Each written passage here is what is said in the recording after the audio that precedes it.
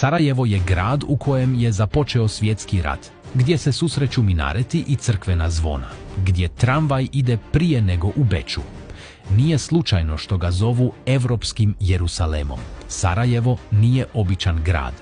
To je istorija upisana u svaku ulicu. Rođenje Sarajeva pod Osmanlijama. Sarajevo nastaje u 15. vijeku, kad Osmanlije grade utvrđenje i nazivaju ga Saraj Ovas, polje palača.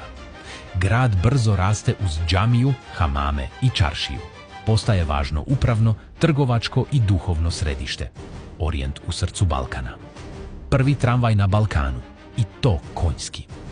Već 1885. Sarajevo dobija prvi tramvaj, i to prije mnogih evropskih gradova. Austro-Ugarska modernizuje grad, grade se škole, pošte, biblioteke, pa čak i električna rasvjeta. Sarajevo postaje spoj Orijenta i Europe, starog i novog. Atentat koji je promijenio svijet 28. juna 1914. Gavrilo Princip puca na austro-ugarskog prestolonasljednika. Ulica se zaledila, a istorija okrenula stranicu. Taj metak iz Sarajeva pokreće lavinu događaja, Prvi svjetski rat. A grad više nikada nije isti.